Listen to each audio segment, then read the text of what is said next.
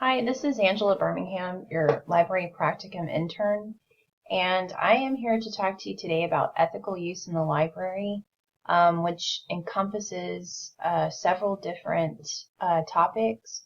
It covers copyright, right to privacy, challenges to library materials, or what we frequently have heard as banned books, plagiarism and internet ethics, or what we commonly refer to it as digital citizenship.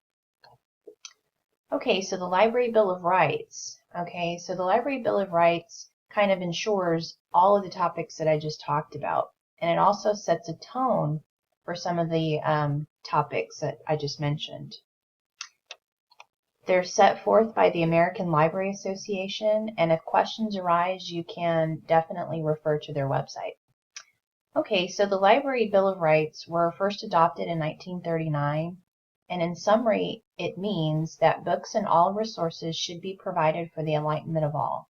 All points of view on current and historical issues should be presented. Censorship is in direct violation of the rights of patrons. Freedom of expression and access to information is encouraged. A person's right to information cannot be denied because of age, origin, or background. And lastly, a meeting place should be made on an equitable basis regardless of that person's beliefs or affiliations, or that group's beliefs or affiliations. Okay, so banned books. So I found this quote, and I felt that it defined really well what we have in our district. And this is what it says. Public school districts are governed by school boards that are legally responsible for the materials available to students. They delegate the selection of materials to certified library media specialists and administrators under whom the library media specialist works. A well thought out written collection development policy approved by the school board establishes the climate in which and the criteria by which library media collections are developed. Okay, so in essence, what this is saying is that materials are determined by the school board.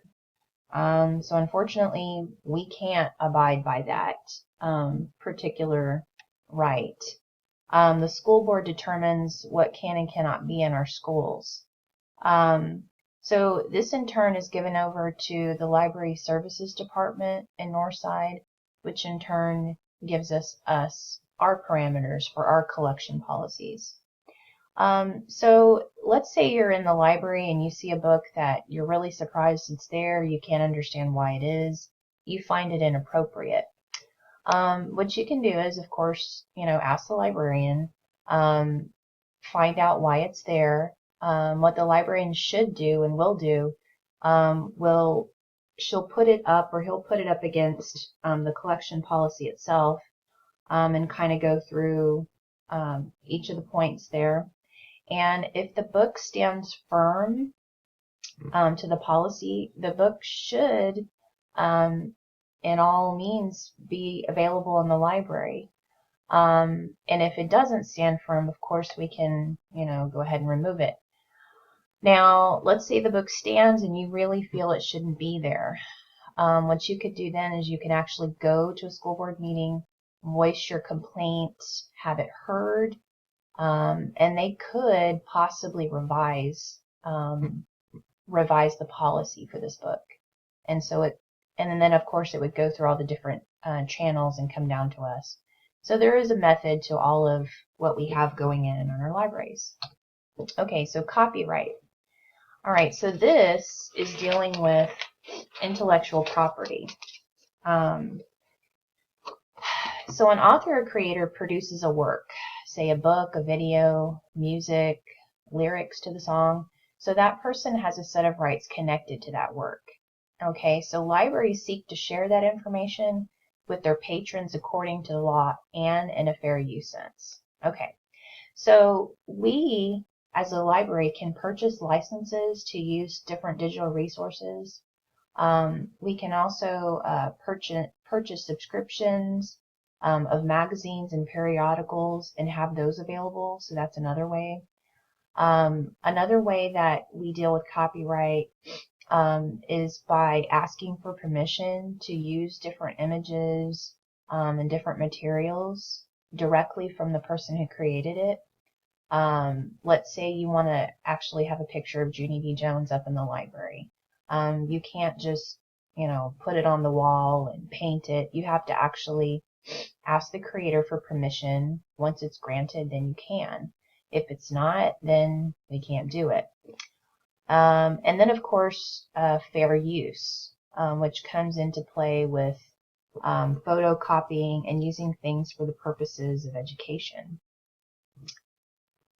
Okay, so copyright, like I said, covers three main areas: purchasing a license to use a work, asking permission, and then abiding by the fair use clause.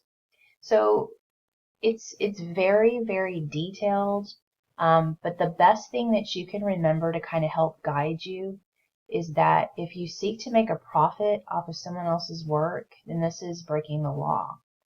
And then I did find a really good checklist that will help you see if you are abiding by the fair use checklist. And the fair use checklist pretty simply means that you can use part of a work, for example, like 30 seconds of a song, or you can use a picture for educational purposes. But the minute you photocopy it and put it out there to somehow make a profit, like put it on a t-shirt, that would be breaking the law. So you want to avoid things like that.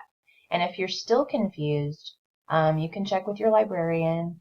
You can also check with the ALA, and they have some great resources there. Okay, so right to privacy. Okay, so privacy is essential to the exercise of free speech, free thought, and free association. So the courts have established a First Amendment right to receive information in a publicly funded library. Further, the courts have upheld the right to privacy based on the Bill of Rights of the U.S. Constitution. Okay, so right to privacy is in the library the right to open inquiry without having the subject of one's interest examined or scrutinized. So any information that we have on our patrons, on our students, on our staff, on our parents, we are not free to share that with anyone. If for some reason someone needs to see that information for security reasons, if the police or somebody from some other agency really needs to see it, then they have to give us proof, an order, a court order, in order to see that information. So it's not free for us to just give out. So patrons are free to access information without intrusion from an outside source. So we cannot sell your information to magazines or websites. Let's see, and we, of course, we have the responsibility of respecting the rights of minors. And the different legalities vary from state to state, but it really is best practice to just keep that information confidential, even when you're dealing with young children. Okay, plagiarism. So plagiarism is intellectual theft, plain and simple. Giving credit where credit is due is ethical. So teaching this is valuable, very valuable lesson in school.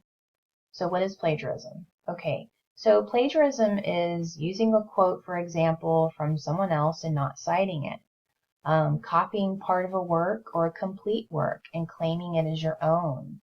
Copying a part of a work or a complete work and just not feeling like citing it because you're too tired or you don't want to. That's all plagiarism. What is not plagiarizing? If you take note from that source, write it down, you somehow synthesize it in some other form or fashion, you use that information to create ideas of your own, that is not plagiarism.